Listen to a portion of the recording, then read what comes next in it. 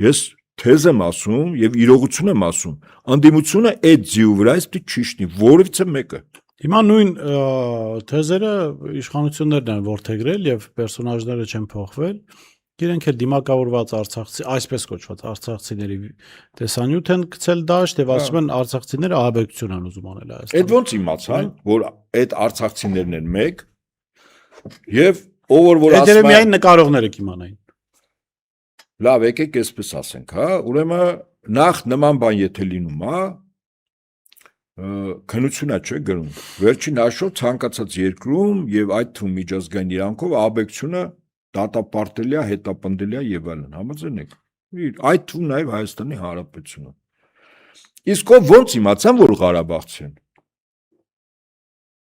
Բարբարից։ Իսկ օրինակ հարց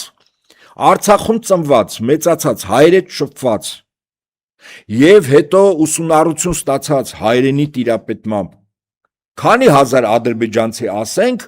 որոնք հրաշալիորեն տիրապետում են Հադրութի, նեղ խոսակցական Բարբարին, Ասկերանի, նեղ խոսակցական Ստեփանակերտի տիրապետում են, չէ՞, մեծացել են, ոնց որ հայրը նաեւ ադրբեջաներն են Արցախում ապրողները, համաձայնեք։ Այդ ոնց իմացա, որ հարցը ինքը մտածում է ադրբեջանցիները իրեն ինչի պիտի սպառնան։ Ընկեր, այդ իրա մտածել իրա պանյատկեքը, թող էթա իրա